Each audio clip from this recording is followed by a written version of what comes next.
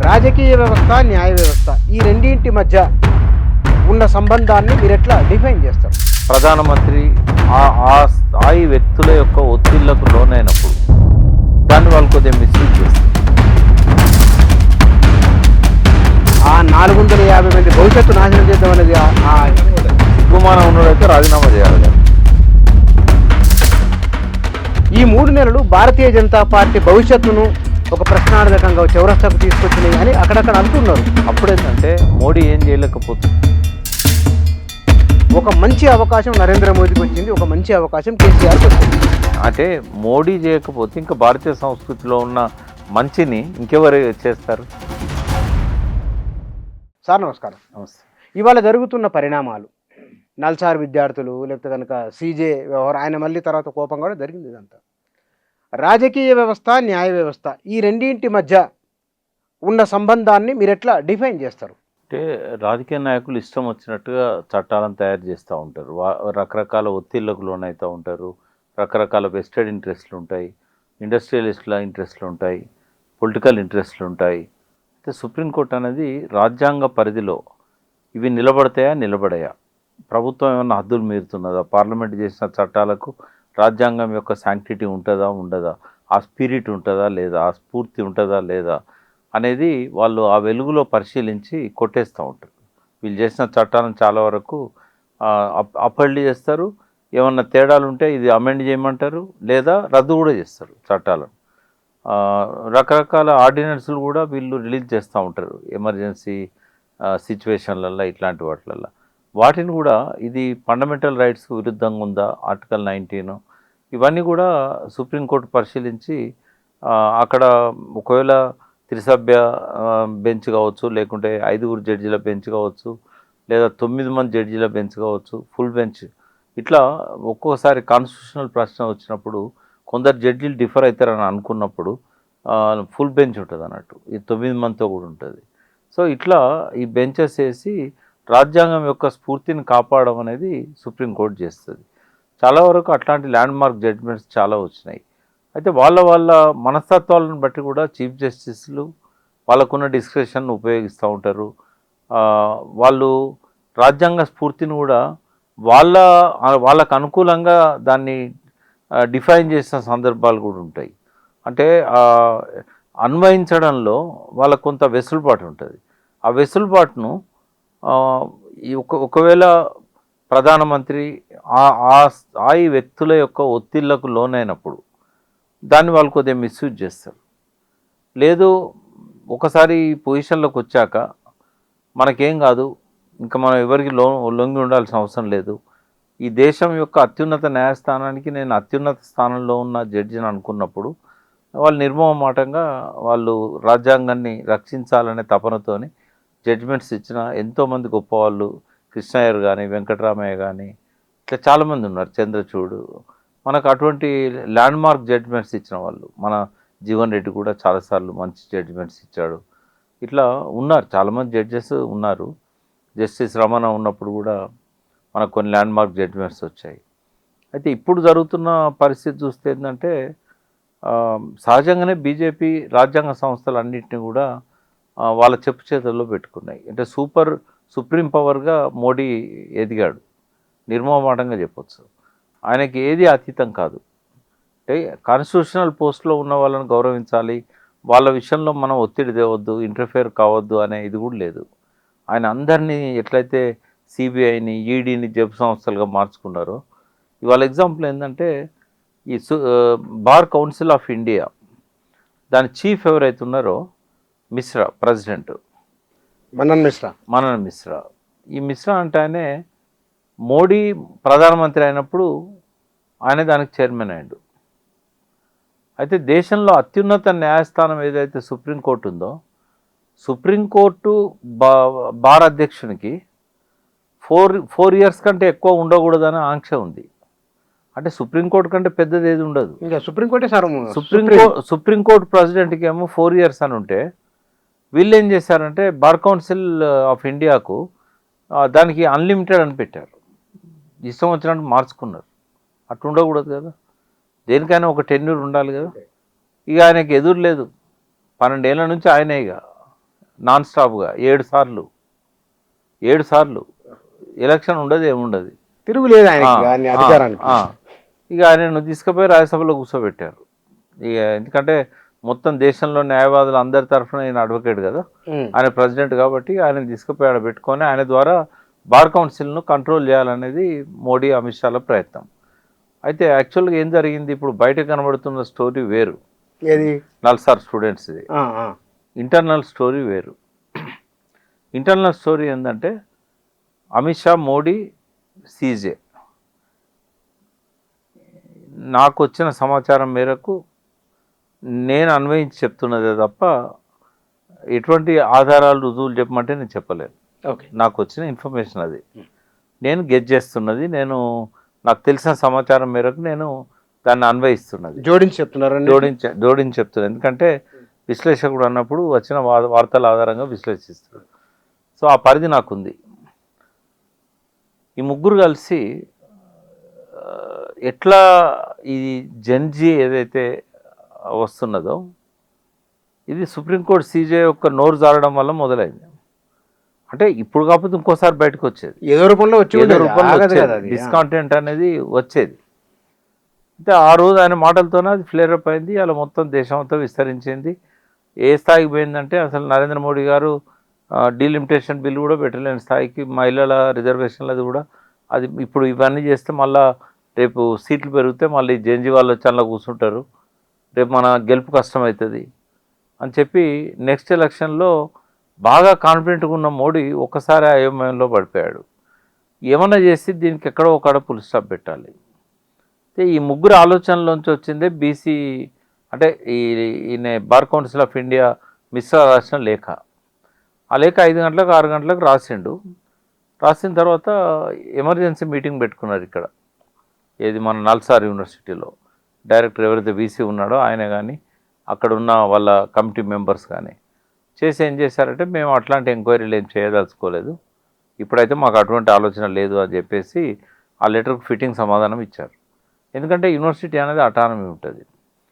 ఆయన ఎవరో లెటర్ రాయడం ఏంది అసలు, ఆదేశించడం ఏంది అసలు. రెండవది, ఇప్పుడు వీళ్ళు ఇంకా అడ్వకేట్లే కాలే కదా, స్టూడెంట్సే కదా వీళ్ళ మీద బార్ కౌన్సిల్ ఆఫ్ ఇండియా చైర్మన్కి ఏం పవర్ ఉంటుంది. రెండవది, బార్ కౌన్సిల్ ఆఫ్ ఇండియా అన్నప్పుడు దానిలో మెంబర్స్ ఎవరెవరు ఉంటారు, ఒక ప్రెసిడెంటేనా, అదేమన్నా నియంతృత్వమా, డెమోక్రటిక్ కంట్రీ కదా. బార్ కౌన్సిల్ ఆఫ్ ఇండియాకు సర్వశక్తులు ఉంటాయా, సర్వ పవర్స్ ఉంటాయా, ఉండవు కదా. అదొక బాడీ కదా, బాడీకి ఆయన రిప్రజెంట్ చేస్తున్నాడు. ఆ బాడీలో ఎవరు ఉంటారు, సొలిసిటర్ జనరల్ ఉంటారు, అటార్నీ జనరల్ ఉంటారు, వాళ్ళిద్దరు మెంబర్స్ అందులో. వాళ్ళతో పాటుగా అన్ని బార్ అసోసియేషన్ల ప్రెసిడెంట్స్ ఉంటారు, రిప్రజెంటేటివ్స్ ఉంటారు. మరి వీళ్ళు ఎవరిని కన్సల్ట్ చేయకుండా ఏదో కళ వచ్చినట్టుగా అప్పటికప్పుడు ఓ లెటర్ రాసి గీకి పడైతే దానికి యూనివర్సిటీ కట్టుబడి ఉండాలనా. అయితే వెంటనే ఏమైందంటే ఈయన రాసింది అన్డెమోక్రటిక్ ఉంది. మీకు నేను ఒక విషయం చెప్పదలుచుకున్నా, నేను విశ్లేషకునే కాదు, నేను న్యాయవాదిని. 40 సంవత్సరాలు, 40 ఏళ్ళు నేను అంటే ప్రాక్టీస్ కొంతకాలం చేశాను, బట్ స్టాండింగ్ 40 ఏళ్ళు ఉంది. తర్వాత నేను ప్రాక్టీస్ చేయకపోయినా చాలామంది జూనియర్స్కి నేను గైడ్ చేశాను. చాలా కేసులు గెలవడానికి నేను ఇచ్చిన సజెషన్స్ చాలా ఉపయోగపడ్డాయి. 86 నా ఎన్రోల్మెంట్. ఆ లెటర్ నాకు ఒక మిత్రుడు పంపించాడు. అది చదివిన తర్వాత నాకు వచ్చిన మొట్టమొదటి ఆలోచన ఏం తెలుసా, రేపు పొద్దున ప్రెస్ క్లబ్లో నా బార్ కౌన్సిల్ సర్టిఫికేట్ తలగబెడదామని అనుకున్నాను నేను. బార్ కౌన్సిల్కి ఇటువంటి వేదవాళ్ళు ఉన్నప్పుడు ఏం చేస్తాం. బార్ కౌన్సిల్ ఒక అడ్వకేట్ డెమోక్రటిక్గా ఆలోచించే వ్యక్తి చేతులు ఉండాలి కదా. ఒక పార్టీకి అంటగాగే ఓ వెధవ చేతుల్లో బార్ కౌన్సిల్ పోయింది కదా. ఆ వెధవ కింద నేను ఒక సభ్యుని ఉండన్నా, అంత కోపం వచ్చింది. వచ్చిన తర్వాత నేను టకటక నా ఒపీనియన్ 10 మందికి షేర్ చేశాను. సుప్రీంకోర్టు బార్ అసోసియేషన్ ప్రెసిడెంట్ తెల్లారి రిట్ వేద్దామని రెడీ చేశాడు. తర్వాత ఇది అన్డెమోక్రటిక్ ఉందని చెప్పి దేశమంతా రాత్రే రెస్పాండ్ అయింది. నాకు వచ్చిన కోపమే చాలామంది న్యాయవాదులకు వచ్చింది, చాలామంది అల్యూమ్ని, చాలామంది. ఇప్పుడు నల్సార్ ఒక్క హైదరాబాద్లో లేదు కదా, బెంగళూరులో ఉంది, ఢిల్లీలో ఉంది, డిఫరెంట్ ఏరియాస్ నుంచి ప్రొటెస్ట్లు వచ్చినాయి. చాలామంది డైరెక్ట్గా మిశ్రాకు పంపించారు, సమాజం నుంచి కూడా వచ్చినాయి.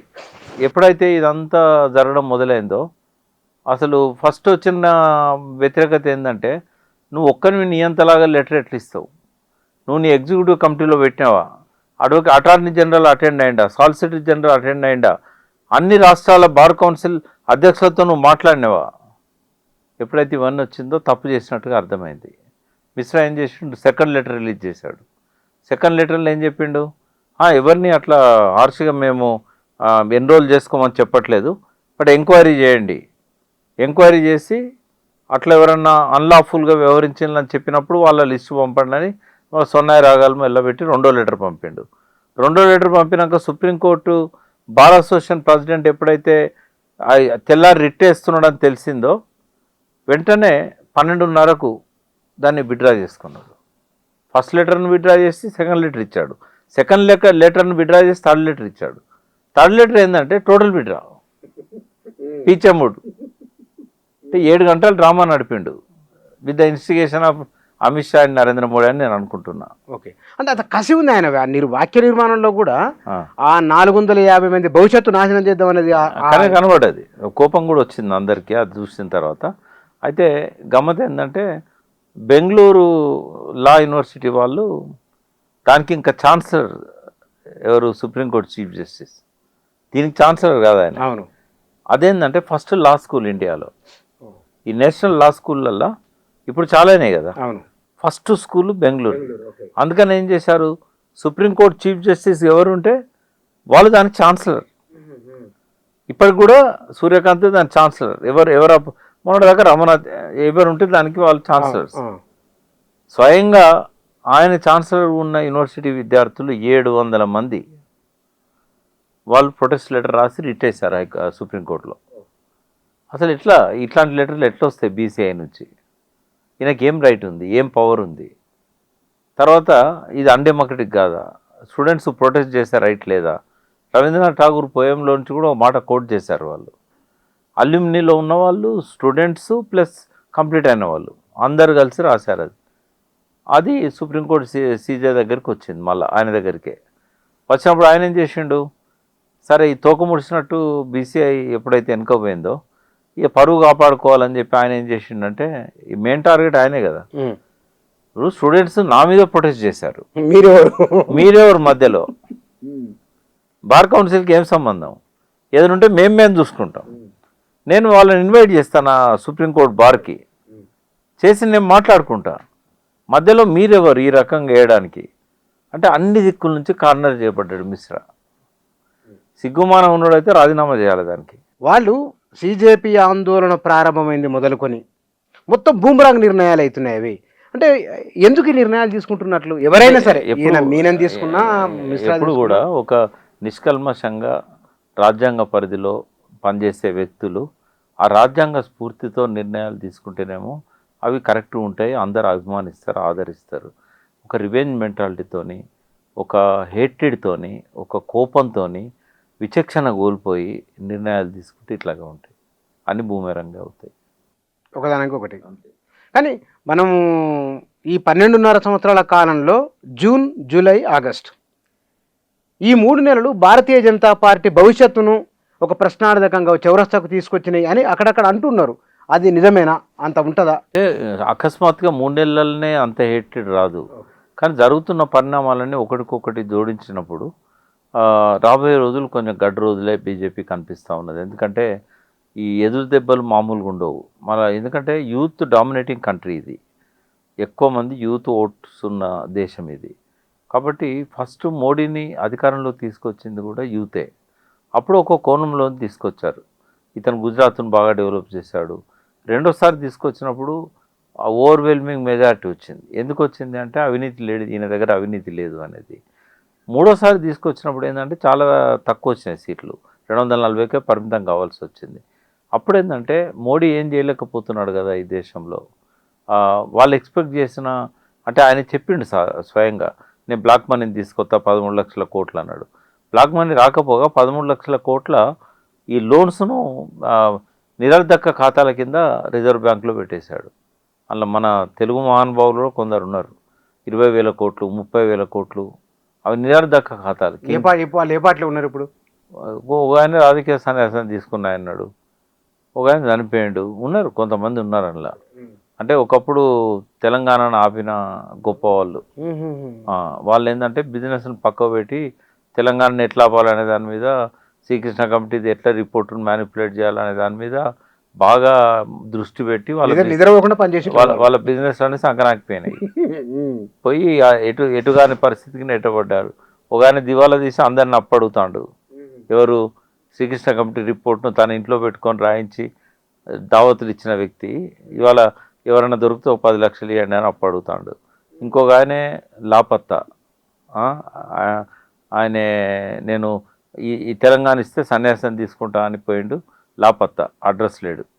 ఇంకొక ఆయన చనిపోయాడు. ఇంకొక ఆయన బ్లాక్ లిస్ట్లో పెట్టబడ్డాడు. ఇంకొక ఆయన చాలా దేశాల్లో బ్లాక్ లిస్ట్లో పెట్టబడ్డాడు. వీళ్ళంతా టాప్ కాంట్రాక్టర్స్గా చెల్లమనైన వాళ్ళు.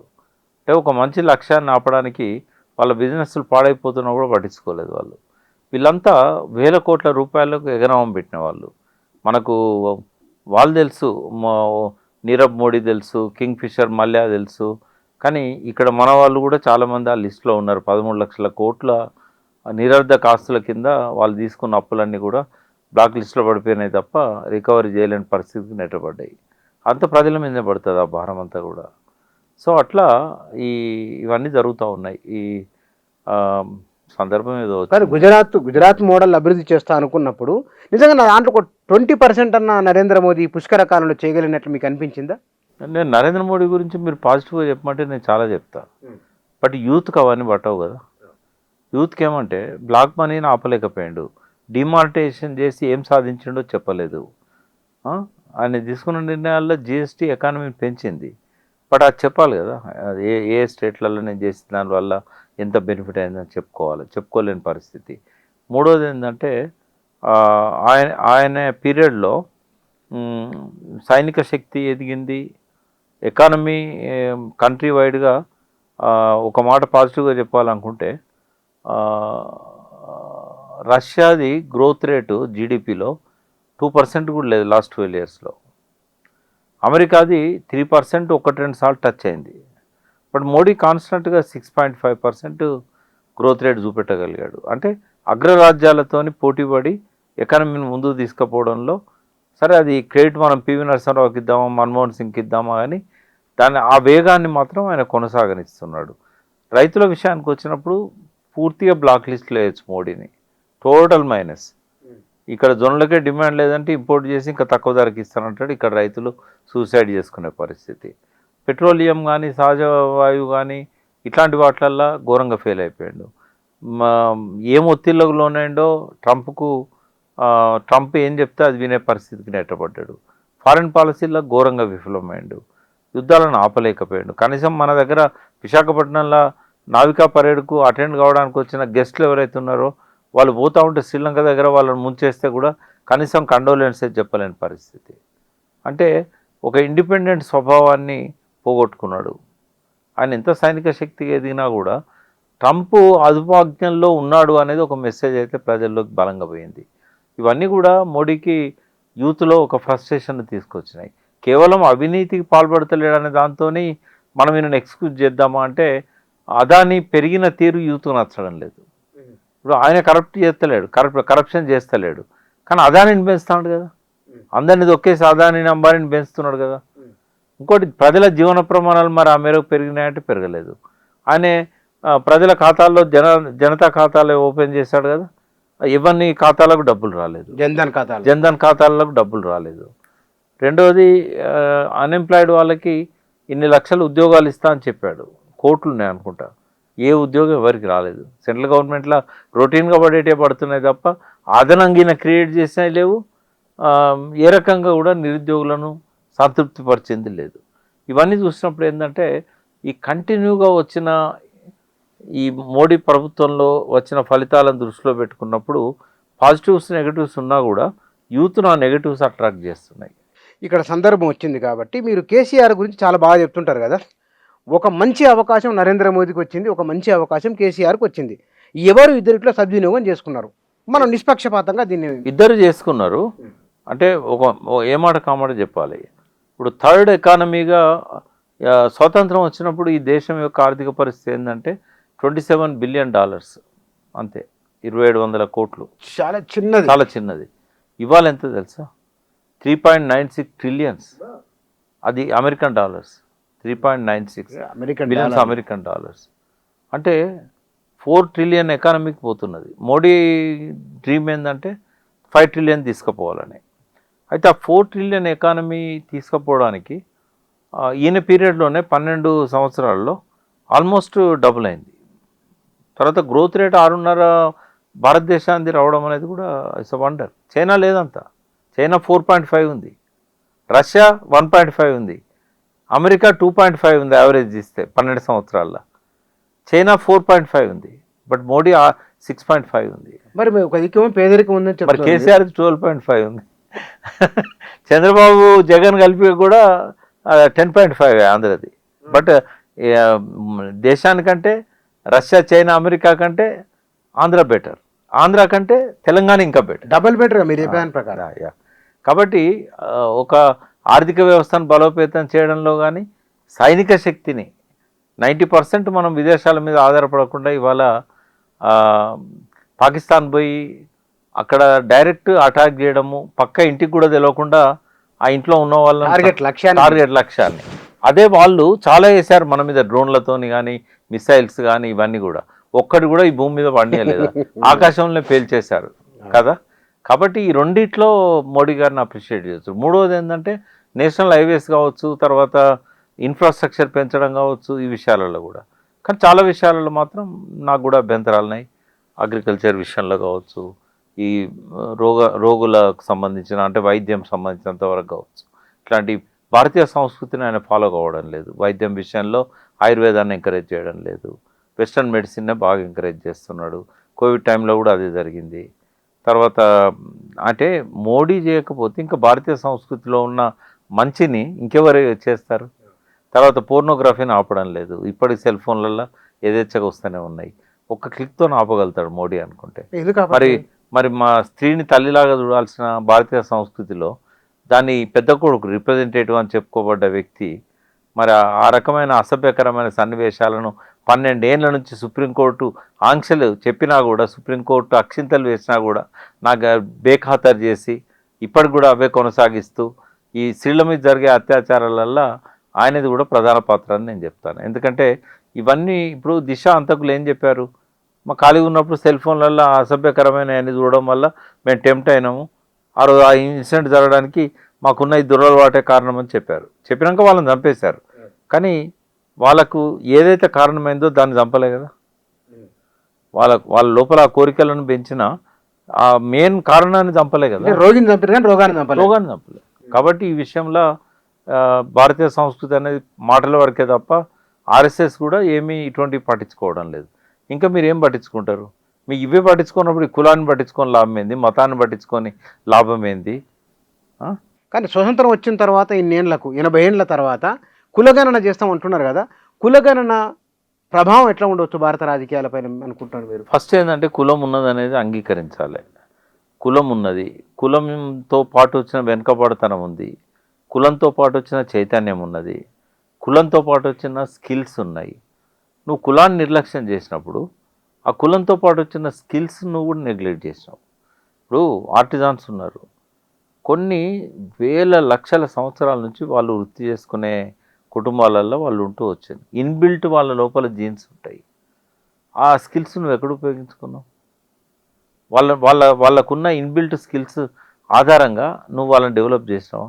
నువ్వు కులాన్నే పరిగణలోకి తీసుకున్నప్పుడు కుల వృత్తులు నిరాదరణకు గురవుతాయి కదా. ఆ వృత్తులన్నీ పాడైపోయినాయి కదా. పట్టించుకున్నావు ఏనాడన్నా?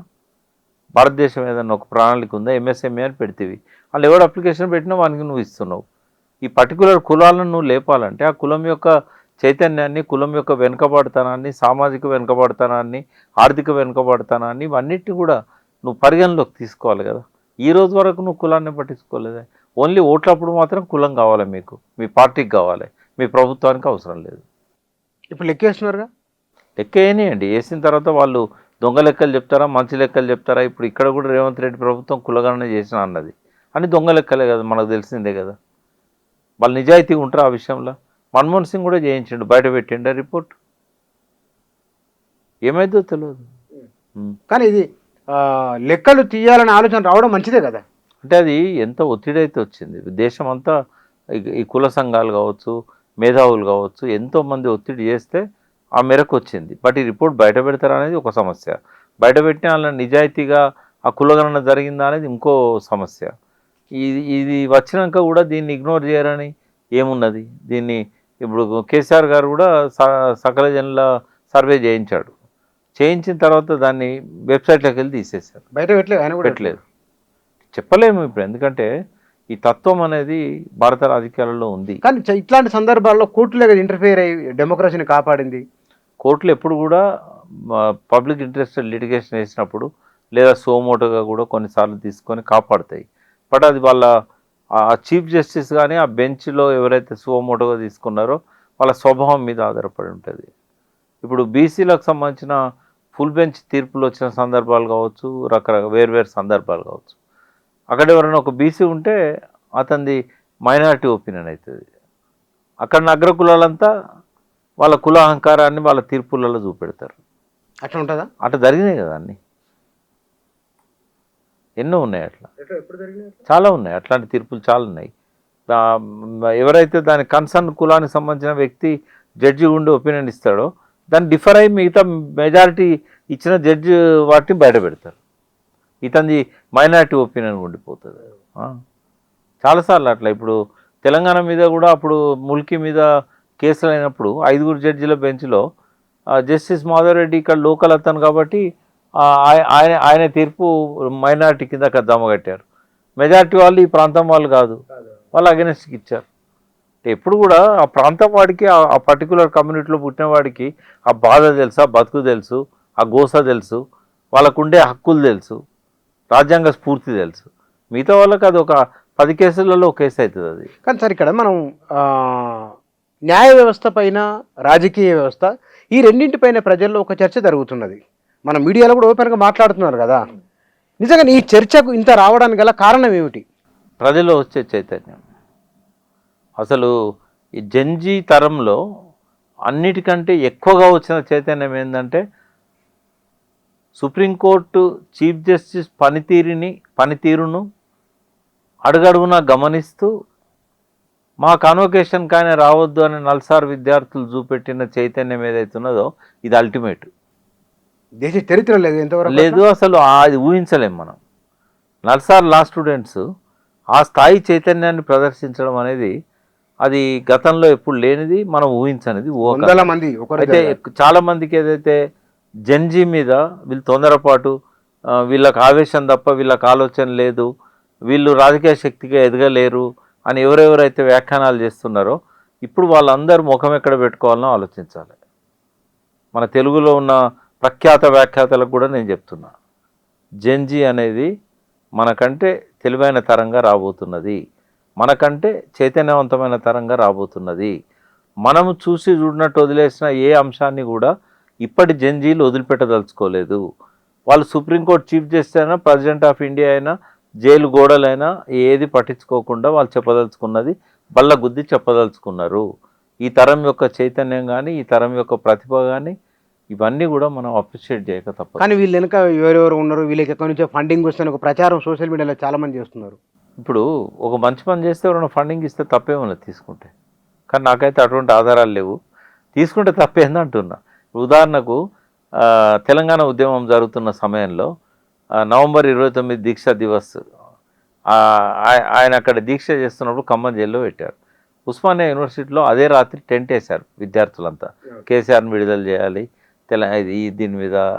అయితే ఆ రోజు ఎక్కడెక్కడి నుంచో రెస్టారెంట్లో ఓనర్సు బిర్యానీలు, చికెన్ కర్రీసు, పిల్లలకు కర్డ్ రైస్లు, రకరకాల స్నాక్స్ వరుసగా తీసుకొచ్చారు. ఆ టెంట్ కేసీఆర్ దీక్షా విరమణ దాకా అది నడుతూనే ఉన్నది. ఆడ రాత్రిపూట వాళ్ళకు తినడానికి మెస్సులు బంద్ చేస్తే తినడానికి పట్టుకొచ్చారు, ఇస్తారు. ఇప్పుడు జన ఆందోళన తారస్థాయికి చేరినప్పుడు సపోర్ట్ చేసేవాళ్ళు. విదేశీ శక్తులు చేస్తున్నారు మన డిస్టర్బ్ అవును, చేయడానికి. అవును. ఆ విదేశీ శక్తులు డిస్టర్బ్ చేయడానికి ఏం చేస్తారు? ఇప్పుడు తెలంగాణ ఉద్యమంలో పాదయాత్ర విద్యార్థులు చేసినప్పుడు కా కాళ్ళు కందిపోతాయి వీళ్ళు విద్యార్థి వీరులు అని చెప్పి స్కెచెస్ బూట్లు ఒక్కొక్కటి 10,000 8,000 పెట్టి కొనిచ్చిండ్రు డల్లాస్లో ఉన్న అక్కడ తెలంగాణ అసోసియేషన్ వాళ్ళు. ఎన్నో ఎన్నో స్టేట్స్ నుంచి వచ్చినాయి వాళ్ళ విద్యార్థులకు. అరెస్ట్ చేసి జైల్లో పెడితే షూరిటీ పెట్టమన్నప్పుడు షూరిటీ అమౌంట్ పంపించారు అక్కడ నుంచి ఇక్కడ వాళ్ళ ఎన్ఆర్ఓ అకౌంట్లలోకి వెళ్ళి. ఈ విదేశీ శక్తులు రెచ్చగొట్టినట్ట తెలంగాణ ఉద్యమాన్ని. తెలంగాణ బిడ్డలు అక్కడ ఉన్నారు, మేము చేయలేకపోతున్నాం, వాళ్ళు చేస్తున్నారు, వాళ్ళకి ఏదో ఒక రకంగా సహకారం అందించాలి. అందులో పేట్రియాటిజాన్ని చూడాలి, అలా దేశభక్తిని చూడాలి తప్ప అలా సామాజిక కోణాన్ని చూడాలి, విద్యార్థుల చైతన్యాన్ని చూడాలి తప్ప ఎవడో డబ్బులు ఇస్తే చైతన్యం వస్తుందా? ఎవడో డబ్బులు ఇస్తే నడుస్తుందా? ఇప్పుడు ఎందుకు మరి రేవంత్ రెడ్డి చాలా తప్పులు చేస్తున్నాడు, మరి ఒక పొలిటికల్ పార్టీ వాళ్ళే ఎదిరిస్తున్నారు తప్ప ప్రజలు పెద్ద ఎత్తున రోడ్ల మీదకి వస్తుండ్రు. ఆ చైతన్యం వేరు. ఇప్పుడు పెన్షన్లు ఇవ్వకపోయినా పట్టించుకోకపోయారు, రైతు బంధు ఇవ్వకపోయినా పట్టించుకోకపోయారు, యూరియా బస్తాలకు రోడ్ల మీదకి వచ్చి లైన్ కట్టిన వాళ్ళు మాకు ఎందుకు పెన్షన్ ఇయ్యారు, మా రైతు బంధు ఎందుకు ఆపిల్లని రోడ్ల మీదకి వచ్చేలా ఆ చైతన్యం లేదు కదా. కానీ జంజీల పోనీ అని పాత యుగపు పోకడలు సహించరు. తాతగారి బామ్మగారి భావాలకు దాసులు కారు వాళ్ళు. సిసి అన్నట్టు పావన నవ జీవన బృందావన నిర్మాతలు. కానీ అభిజిత్ దీప్కే ఆయన మాట్లాడుతున్న వ్యవహార శైలి, వారు ఇంకో మాట అన్నారు, కొత్త పార్లమెంటు కట్టుకున్నాము, ప్రధానమంత్రి కొత్త నివాసం కట్టుకున్నాము, స్కూల్ ఏమైంది అని వారు వేసిన ప్రశ్న. ఆర్థిక అంతరాలు, నిరుద్యోగం మీద మాట్లాడుతున్నారు. ఇవి ఒక పెద్ద ఎజెండాను సెట్ చేస్తాయని వచ్చే ఎన్నికల నాటికి అని మీరు అనుకుంటున్నారు? మనసులలో ఆల్రెడీ సెట్ చేసినాయి. యూత్లో ఆ ఫ్రస్ట్రేషన్ వచ్చింది. అది మనం ఆ భయం మనకు అమిత్ షాలో కనబడుతుంది, ఆ భయం మోడీలో కనబడుతున్నది, ఆ భయం ఆర్ఎస్ఎస్లో కూడా కనబడుతుంది. అందుకే వాళ్ళు జంజీతో కూడా చర్చలకు సిద్ధమవుతున్నారు, వాళ్ళతో మాట్లాడడానికి ప్రయత్నం చేస్తున్నారు. మోహన్ భగవత్ లాంటి వాళ్ళు ఏంటి అసలు వీళ్ళ లోపల ఫ్రస్ట్రేషన్ తెలుసుకునే ప్రయత్నం చేస్తున్నారు. అంటే చెప్పలేము, ఎందుకంటే రాజకీయాలలో ఇటువంటి ఫ్రస్ట్రేషన్స్ ప్రభుత్వాలను మార్చే స్థాయికి దారితీస్తాయా? ఇంకోటి, ఒక కొత్త రాజకీయ శక్తిగా జంజీలు అవతరిస్తారా, లేకుంటే ఇప్పుడున్న ఏదైనా ప్రధాన ప్రతిపక్షానికి ఊతమవుతారా? ఇదంతా కూడా మనం రాబోయే రోజుల్లో దాని గురించి మనం తెలుసుకోగలుగుతాం తప్ప ఐజాన్ టుడే ఇప్పుడున్న చైతన్యాన్ని మాత్రం మనం ఏ స్థాయిలో ఉన్నదో చెప్పగలుగుతాం. బట్ ఇది ఎటు దారి తీస్తుంది అనేది మాత్రం ఇప్పుడు మనకు ఒక దిశానిర్దేశం చేసేవాళ్ళు లేరు కాబట్టి దిశను మనం చూడలేం, తెలియదు. బట్ చైతన్యం అయితే అద్భుతంగా ఉంది. రాహుల్ గాంధీ మాట్లాడుతున్న తీరు, ఆయన ఈ మధ్యకాలంలో మీకు అనిపించిన తర్వాత ఒక బలమైన విపక్ష నాయకుని ఎమర్జ్ అవుతున్నారు, భవిష్యత్తు నాయకుడు అవుతారని మీరు అంటే ఎవ్రీ 5 yearsకి ఆయన లోపల ప్రోగ్రెస్ అవుతుంది. 2014-19తో కంపేర్ చేసినప్పుడు అప్పుడు ఆయన ఎక్కువగా ఈ మెడిటేషన్ చేసి బుద్ధిస్ట్ ప్రిన్సిపల్స్ను తెలుసుకొని ఒక సౌమ్యంలాగా ఆయన మాట్లాడే ప్రతి మాట కూడా ఒక సహనంతో అట్లా చేసుకుంటూ వచ్చాడు. కొంత అక్కడక్కడ చైల్డిష్ ఇది ఉన్నా కూడా కనబడ్డది, అది మెచ్యూరిటీ కనబడ్డది.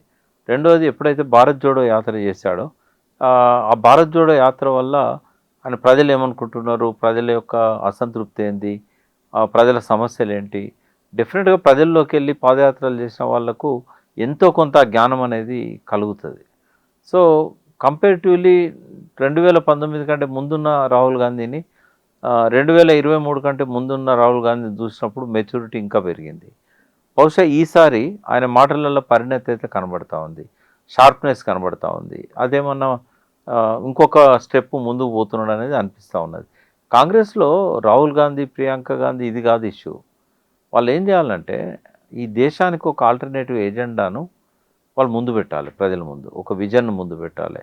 ఇవాళ ప్రధాన సమస్య ప్రకృతి పరంగా చూసినప్పుడు గ్లోబల్ వార్మింగ్ను తట్టుకునే విధంగా అగ్రికల్చర్ను కానీ ఇరిగేషన్ను కానీ ఇటువంటి పర్యావరణానికి రిలేటెడ్ అంశాలు ఏవైతే ఉన్నాయో ఆ గ్లోబల్ వార్మింగ్ తగ్గించడానికి ఏం స్టెప్స్ తీసుకుంటున్నారు అనేది పర్యావరణానికి సంబంధించింది. వెస్టర్న్ ఘాట్స్ నాశనం అయిపోతున్నాయి, ఇట్లాంటివన్నీ నదులు పాడైపోతున్నాయి, రెండవది ఏంటంటే విద్యార్థులకు ప్రజలకు సంబంధించినంత వరకు నిరుద్యోగం అనేది పెద్ద సమస్య.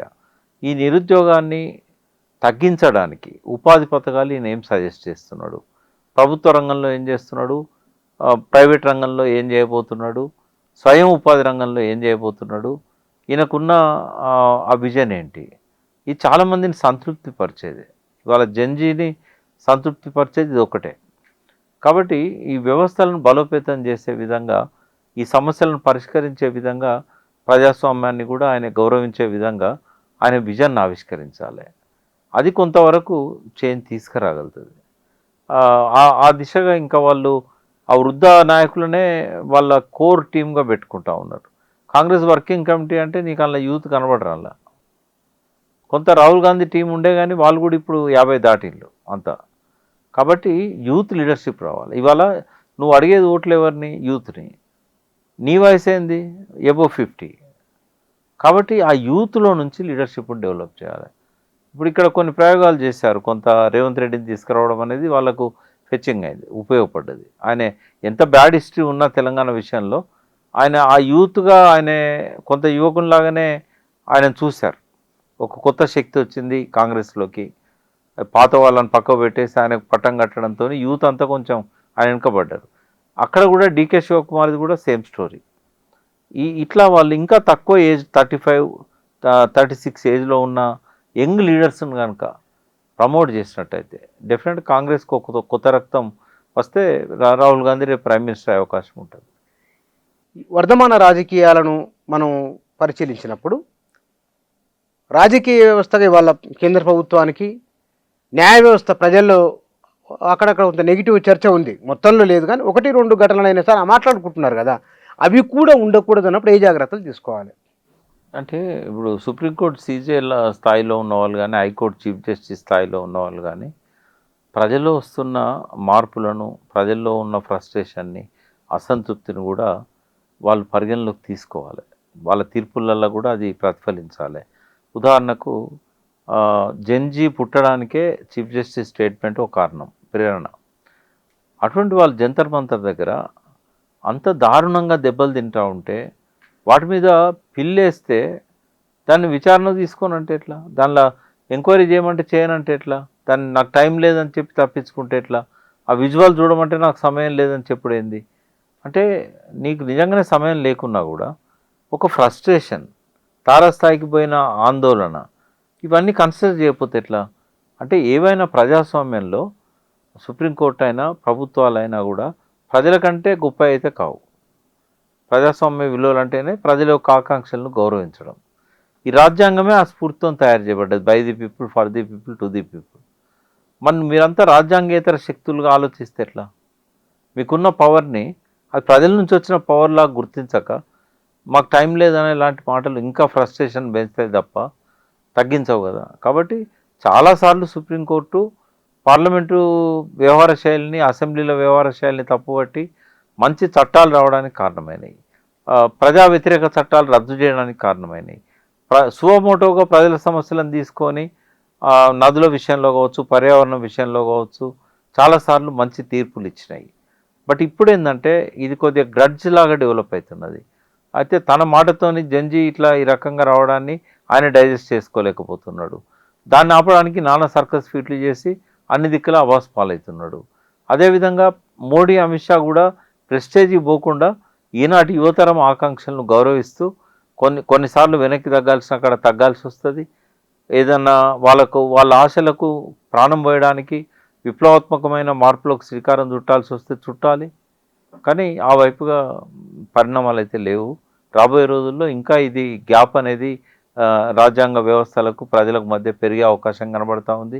యూత్ యొక్క ప్రతిస్పందనను కనుక గమనించకపోతే బీజేపీ మళ్ళీ ఇంకోసారి అధికారంలోకి రావడం కష్టమే అని చెప్పొచ్చు. కానీ ఇక్కడ కొలీజియన్ వ్యవస్థ మీద కూడా చాలా సీరియస్ చర్చ జరుగుతున్నది కదా, ఏమిటి మరి? ఎందుకు అంటే నేను ఒక పర్టికులర్ పర్సన్ను బ్లేమ్ చేయను, కానీ అవినీతి అనేది ఇందు గలదు అందు లేదని సందేహం వలదు, ఎందెందు వెదికి చూస్తే అందందే గలదని అన్నట్టుగా కింది స్థాయి నుంచి కూడా పేరు రెఫర్ చేయడం దగ్గర నుంచి ఫైనల్గా ప్రమాణ స్వీకారం చేసేదాకా అంతటా కూడా భ్రష్టు పట్టిపోయింది వ్యవస్థ.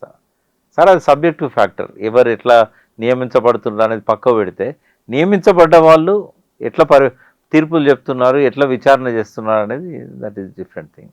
కాబట్టి మనం ఈ కోణంలో చూద్దాం. తెర వెనుక విషయాలకు సాక్ష్యాలు ఉండవు. అది ఒకటైతే నిప్పులేని పొగ రాదంటారు కాబట్టి ఉన్నది అనేది చెప్పగలుగుతాం.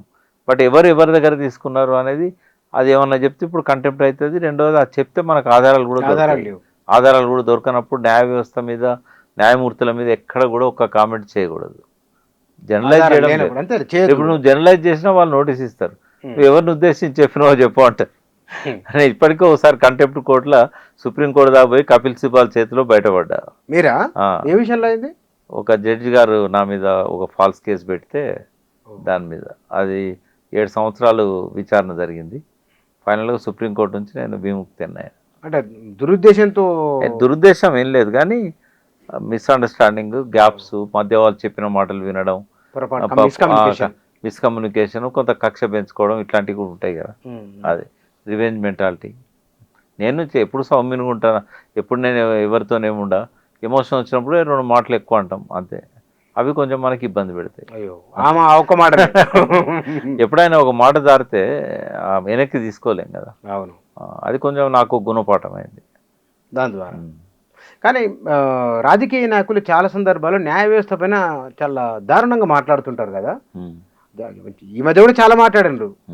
హైడ్రా విషయంలో హైకోర్టు వ్యాఖ్యలను కాంగ్రెస్ వాళ్ళు సీరియస్గా కోర్టు తీసుకుంటే వాళ్ళకు చాలా శక్తివంతమైన రూల్స్ ఉన్నాయి కంటెంప్ట్ ఆఫ్ కోర్టు సంబంధించి. అట్లా ఏ కేసులో ఏ నాయకుడు మాట్లాడినా కంటెంప్ట్ ఆఫ్ కోర్టు కేసు పెట్టవచ్చు. కానీ కొన్నిసార్లు చూడనట్టు వదిలేస్తుంటారు. ప్రతిదీ పట్టించుకుంటే అవే నిండిపోతాయి కేసులు. ఈ కేసులకు ఆ కేసులు తోడైతాయి. కానీ భారత ప్రజాస్వామ్యాన్ని, దాని పరిధిని విస్తృతపరిచింది భారత న్యాయ వ్యవస్థ, న్యాయస్థానాలు అంటే మీరు అంగీకరిస్తారు? 100%. ఇప్పుడు చట్టం అనేది చేసినట్టే ఉండదు. సుప్రీంకోర్టు ఇచ్చే ప్రతి జడ్జిమెంట్ కూడా చట్టంలో భాగం అవుతుంది అన్లెస్ పార్లమెంట్ రద్దు చేయకపోతే. కాబట్టి అసలు రాసిన రాజ్యాంగ స్ఫూర్తిని 100,000 రకాలుగా డిఫైన్ చేసి ల్యాండ్ మార్క్ జడ్జిమెంట్స్ ఇచ్చినాయి సుప్రీంకోర్టు, హైకోర్టులు. కాబట్టి ఎప్పుడూ ఆ గౌరవం మనకు న్యాయస్థానాల మీద ఉండాలి. రాజకీయ నాయకులు 5 ఏళ్ళు ఉండిపోయేవాళ్ళు, వాళ్ళు తప్పులు చేస్తూనే ఉంటారు. రాజ్యాంగం పట్ల అవగాహన ఉండదు, గౌరవం ఉండదు, దాన్ని అమలు చేయాలనే ఆలోచన కూడా ఉండదు. బట్ ఇవన్నీ కాపాడాల్సింది న్యాయ కోవిధులు, సుప్రీంకోర్టులు. ప్రపంచం గర్వించదగ్గ ఎంతోమంది న్యాయమూర్తులు మన సుప్రీంకోర్టుకు సీజేలుగా, జడ్జీలుగా పనిచేసిన వాళ్ళు. ఇప్పటికీ చాలా గొప్ప న్యాయవాదులు ఉన్నారు కదా. ఇప్పటికి కూడా ఉన్నారు, చాలా మంది ఉన్నారు గొప్ప వాళ్ళు. ఎప్పుడు న్యాయశాస్త్రం అనేది స్టాటిక్ ఉండదు, ఒక కుంటలో నీళ్ళలాగా ఉండదు. అదొక నిరంతరం ప్రవహించే గంగా నదిలాగానే ఉంటుంది. ఎన్నో వాగులు వంకలు వచ్చి కలిసినట్టుగా ఎన్నో కొత్త తీర్పులు వస్తూ ఉంటాయి. ఇంటర్ప్రిటేషన్ జరుగుతూ ఉంటుంది. ఒక్కోసారి రాజ్యాంగాన్ని సవరించాల్సిన పరిస్థితి కూడా వస్తుంది. ఎన్నో చట్టాలను మార్చి రాసుకోవాల్సిన పరిస్థితి వస్తుంది. కాబట్టి మనం గర్వంగా చెప్పుకోవచ్చు, మన అత్యున్నత న్యాయస్థానం ఇచ్చే తీర్పులు one of the best judgments in the world. ప్రపంచంలోనే చాలా అరుదైన తీర్పులు, అత్యంత గొప్ప తీర్పులు ఇచ్చిన, ప్రజాస్వామ్యాన్ని నిలబెట్టడానికి, పార్లమెంటు యొక్క గౌరవాన్ని నిలబెట్టడానికి ఎన్నో గొప్ప తీర్పులు ఇచ్చిన సుప్రీంకోర్టును మనం ఆ రకంగానే చూడాల్సి ఉంటుంది. Right sir, thank you.